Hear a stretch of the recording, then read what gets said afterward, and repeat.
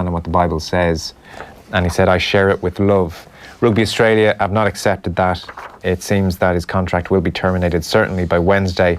Earlier on today, Michael Cheika fronted up to the media. He was joined by fellow player and the coach of the Waratahs at the time, and he's chatted with the media for about 15 minutes or so. Here's the gist of what Cheika was saying.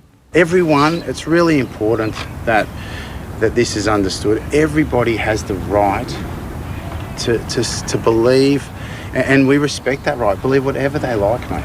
You know, we're not moral judges of and like no one should be. Everyone should live their own lives according to what they believe and the best they can, and that's fine, right? But inside of our environments, which are the footy environments, and anyone that's authentically looking at what we do, which is try to, you know, go out there and play the best footy that we can every week and compete and in the sport, right? So that everyone can enjoy it, understands that when you're playing as a team, there's nothing better to watch, you know? So, like I said to you before, everyone's got their own beliefs, and teams sometimes, and in my experience, the best teams are made up of lots of different characters, you know, different types of people.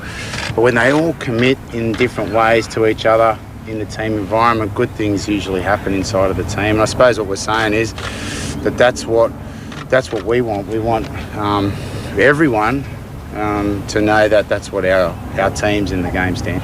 So as long as you remain coach, would you ever pick him again for the Wallabies? Mate, I think as it stands right now, considering what I've just said, you wouldn't be able to, because like I said, going to the World Cup, which is a tournament where, you know, I've been lucky enough to go to one where we were so together in that tournament, the team, which he was a big part of, so together that it gave us extra power. Well, I think we went in that tournament ranked 6th or 7th, you know. And we came out, we made the final, and I think a lot of it came through momentum of the team's togetherness, you know what I mean? And everyone knew they gave a little bit of themselves, and so that could be through a lot of ways. Selection, I didn't get picked.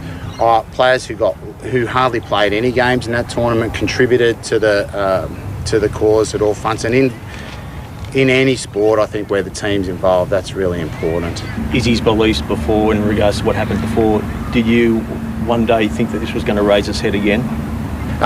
No, I didn't, to be honest. You know, we had a discussion at the end of after the last time and made it pretty clear about, you know, his right to believe and our support in that, you know, if that's what he wants, you know what I mean, to be part of the team, you know. And but that getting out in that disrespectful manner publicly is not what our team's about. When you're playing the gold jersey, we represent everyone in Australia, everyone. That was Michael Cheika speaking today. He was alongside Michael Hooper and the Waratahs coach Daryl Gibson. The Rugby Australia chief, Raylene Castle, has been talking about this naturally. And she said, this is not a religious discussion. This is a discussion around the employee-employer relationship and the values and contractual arrangements within that agreement. She did say, by the way, contrary to reports, that there were no extra clauses added to Folau's 4-year contract he signed earlier this year in the wake of that controversy I mentioned from last year. That had been reported, but she said there was no extra clause, but there were a number of meetings, and they were documented meetings, and they were put verbally and in writing to Israel Folau about our expectations. So, Liam, look, Michael Cheika, I think, spoke a lot of sense there. I mean, everybody's entitled to their beliefs. Lots of religious beliefs, I think, are frankly ridiculous, and that's fine, and you support those beliefs. But it's not like Israel Folau is going to jail. It's not like he doesn't have free speech here. But it is a privilege to play for your country, to represent your country, and to be part of a team. And it's not a well, no pun intended. It's not a God-given right. I can't really see how Rugby Australia could have handled this much differently. Yeah, like I suppose one of my heroes growing up was the phenomenal open side Michael Jones, who played for New Zealand, and religion was very much part of his life, but he had decided that he didn't want to play on Sundays for his religious beliefs, and I think he was accommodated, etc. But that was a personal belief which had no impact on other people, how other people lived their life, and I think that was a relatively healthy outcome in a sense. What Israel Folau is going through is an entirely different prospect altogether. I think in Ireland here, we're a society that has changed enormously, and in many cases we're kind of leaders of what can be achieved when people begin to understand how others want to live, and that's something I'm particularly proud of here in Ireland. Even in the last few years we've dug deep to understand other people and all the positives that's come from that. So there's nothing positive about this, and I think you're right, Joe, that Michael Cheika has coined it in a very calm, sensible way, and he's framed it in a very, very calm, sensible way, and Australia have made their decision. Of course, if you follow down all the rabbit holes, there can be hypocrisies all over the place. You can find various different ways of counter-arguing, etc. But for me, I think Australia did the right thing. They addressed it quickly. It would appear that Israel Folau had an opportunity in the past to try and understand his role as a leader, as a community leader, and what he says does have an impact beyond not just Australian rugby, but beyond and worldwide. You see the outpouring from all the rugby people. There's one or two counteracted it, but in the main, there's been an overwhelming positive approach to, no, hang on, tolerance is the way forward, understanding is the way forward, and it seems that Israel Folau is refusing to try and engage in that process. I think Bill Maher, the American comedian, said that the reason why he doesn't follow religion, he's an atheist, is because he didn't follow a book that was written by people who didn't know where the sun went at night time. That was his attitude towards it. But I think that Folau, I think he's in trouble because he's unemployable in many ways because of this attitude he's showing. How big a loss is he to Australia and to Cheika? Like, it's a complete nightmare for Cheika, especially off such a tough 2018. Oh, it's absolutely you couldn't underestimate the negative value to Australia in terms of their approach to the World Cup. It completely changes everything. It changes absolutely and utterly everything. And I'm obviously not privy to Michael Cheika's tactics, etc., but I can imagine a huge amount of them are built around Israel Folau. He is a truly world-class rugby player, a phenomenal athlete, and a guy who can change tournaments by himself. So in that sense, he's a huge loss. But in lots of cases, again, I don't have an insight into how the team or the squad feel about this, but maybe if they were deeply disturbed by Israel Folau's attitude, maybe this is a positive in a sense. He's no longer being tolerated and the squad can get on with themselves. But as in the pure raw sense of an athlete and a rugby player, he'll be an enormous loss. Yeah. Billy Vunipola is the next test case. Obviously, he came out in support of Folau and talked about how man was created to procreate with woman and not with man. Saracens have released a statement, really, where it's similar to what was done with Folau last year. They've warned him about his behaviour, said he made a serious error of judgment. He's been formally warned about his future.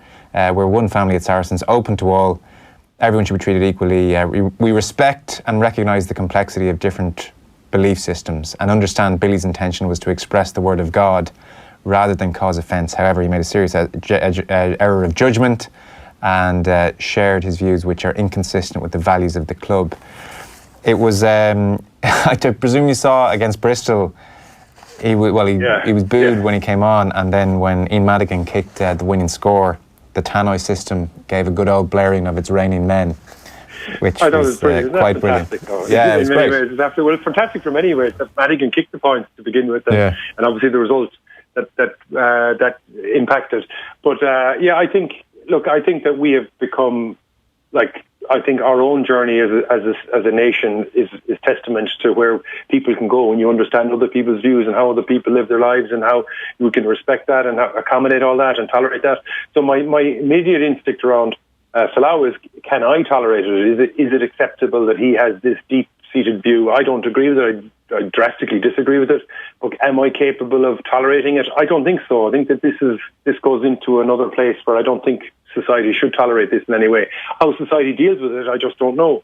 Because in time, when he will look to do a job interview in 5 years' time, and this will forever be part of who he is. So it's going to have a lifelong impact, I assume, for him. And it's a pity because it's a shame that certainly we've learned how our communities have improved drastically because we are much more understanding and tolerant of each other. You mentioned the weekend's rugby, and the clock is against us, so I don't want to not touch on it at all. Wins for Munster and Ulster, and then crucially Connacht, a defeat for Leinster. Connacht beat Cardiff 29 points to 22. It was blowing a gale here. Jack Carty kicked 14 points. It was on TG Carr Try scores included Matt Healy, his good form continues. So they've clinched third place in the Conference A table. They'll play Ulster. I know you caught the Ulster match. The turnaround in their fortunes, Connacht, they have accumulated 12 wins and 61 points with 1 round remaining, and that goes against 7 wins and just 39 points last season at the end of the regular season when they were just 3 points above Zebre. In many respects, Andy Friend feels like the natural successor to Pat Lam. Yeah, well, you think of what's happened for Jack Carthy in that time as well. He went from a player who wouldn't have been on anyone's lips, and he's now got capped for Ireland, and he's playing with such confidence. Like, just in general, the 4 provinces played and scored 15 tries at the weekend. So, like, Connacht scored 4, Ulster 4, and Munster 4. Leinster slightly behind on 3. But, like, the rugby that Connacht are playing, I think it seems the atmosphere that's created is more about what can be achieved than being bogged down on what can't be achieved. And Jack Carthy is an example of that. That little chip and chase and all that was sensational. Matt Healy has a kind of an almost forgotten man when he got his big breakthrough when Connacht won the domestic championship. He was fantastic in the backfield. So they looked like a team full of confidence. I thought it was a brilliant weekend of rugby. Like, Munster were facing down the barrel of Treviso, really doing them damage. And JJ Hanneran almost single-handedly, with the help of Billy Holland and others, but he just completely owned the last 20-25 minutes of the fixture, and they ran in like 37-28 when at one point they were looking like they were going to lose the game. So it was absolutely brilliant. And you have to look at what had happened to Edinburgh. 1 try against Ulster at home. I thought it was a brilliant weekend of rugby for all the reasons that you've mentioned there. And it's like, I'm very excited about the weekend coming with Europe and then into the playoffs. So we've just been treated with such wonderful rugby, and I really enjoyed it. Yeah, our rugby coverage is with thanks to Vodafone, team of us, everyone in. Munster have given an injury update ahead of the Saracens game. Joey Carberry, very unlikely. They said they're going to take it day by day and make a final call later on the week, which is never an ideal, especially when it's your 10, I would think. And Johan van Graan made the point against Saracens. The more you look, the less you find, because they're so good. A lot of teams have tried various things against them. You just have to look to the pool stages and see what happened in the quarterfinals. What can Munster muster up against Saracens? What is the best approach? And I'm talking here specifically to Munster, like in terms of what Munster are capable of doing. What's the best way to go about taking on this Saracens team? Well, I think for a start, I think not running at their strength. So, like, if you think Saracens are a baby England, and we know what England did to Ireland in a physical power sense, I think that's always a danger. I think that Munster have improved hugely since 2 years ago. And if you get Conor Murray or indeed Ailby Mathewson, with Conor Murray flanking with Blyndell or Carberry, you've got a very, very experienced and competent halfback pairing. And throughout the Munster side, there's loads of skills and talent. Really good scrum.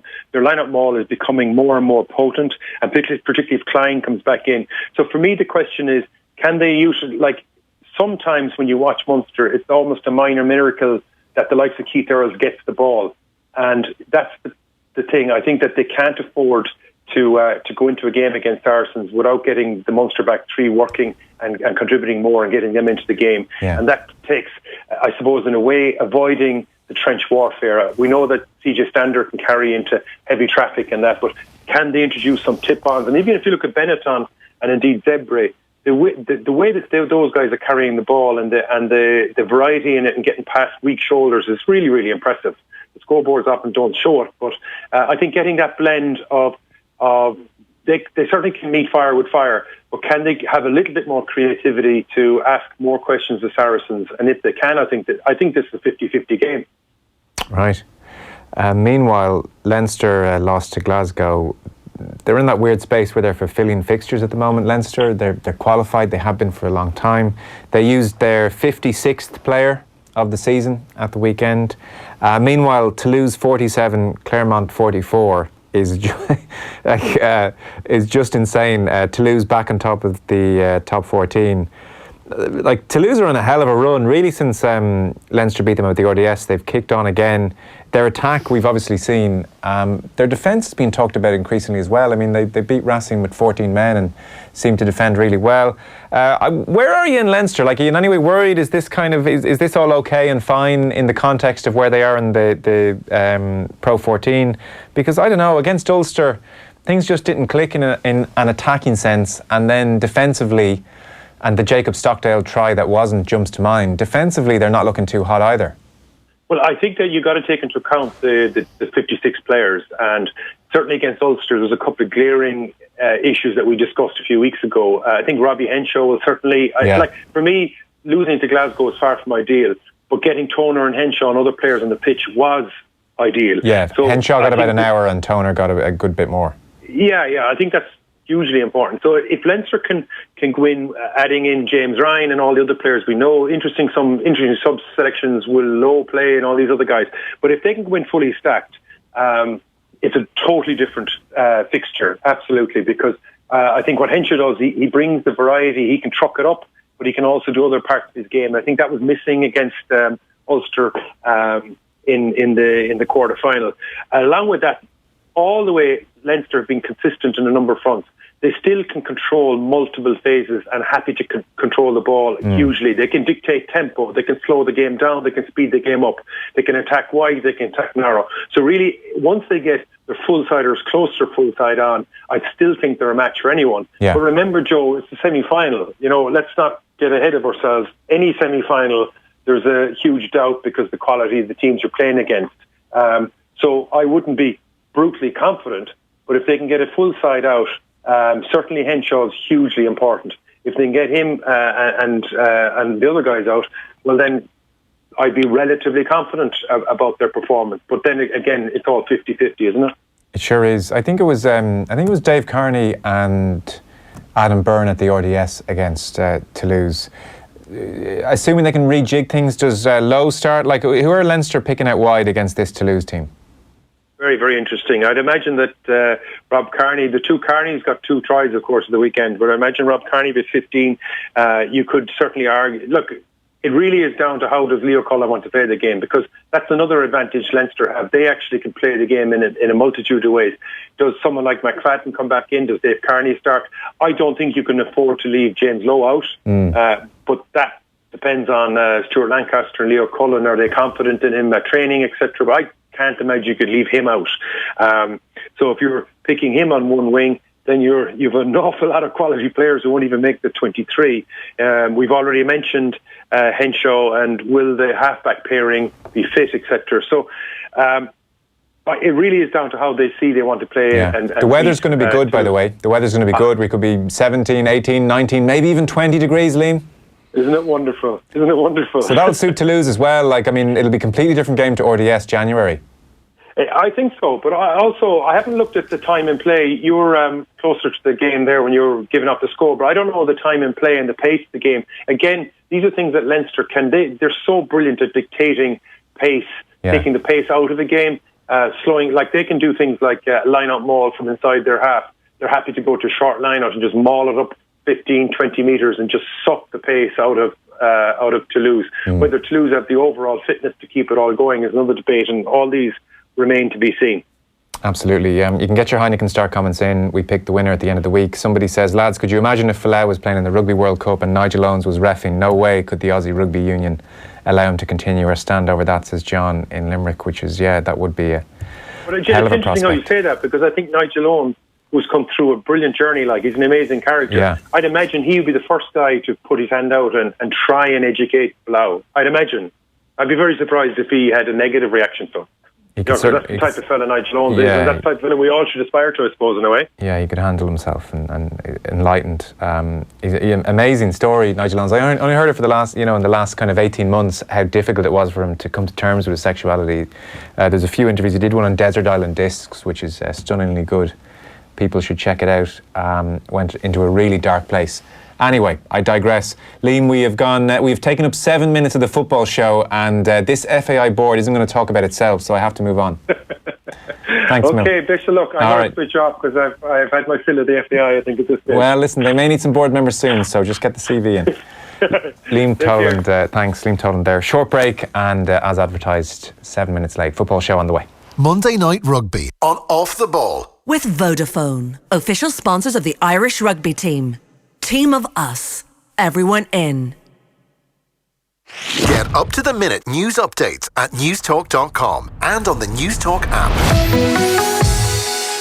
This summer at Aer Lingus, say hello to Minneapolis-St. Paul, our new North American destination, direct from Dublin Airport. Discover all that vibrant Minneapolis has to offer. Visit Minnehaha Park on the banks of the Mississippi, Paisley Park, home of music legend Prince, or the Mall of America, a shopper's paradise. Flights start July 1st, 2019, from €329 each way as part of a return trip. Smart books a North American adventure. Smart flies Aer Lingus. Book now at airlingus.com. Offer subject to conditions and availability. The Audi Approved Plus used car sales event is now on. Discover your premium used Audi today with a 12-month warranty and exclusive 3.9% APR, available only at your local authorised Audi dealer. It doesn't have to be new to be everything you've dreamed of.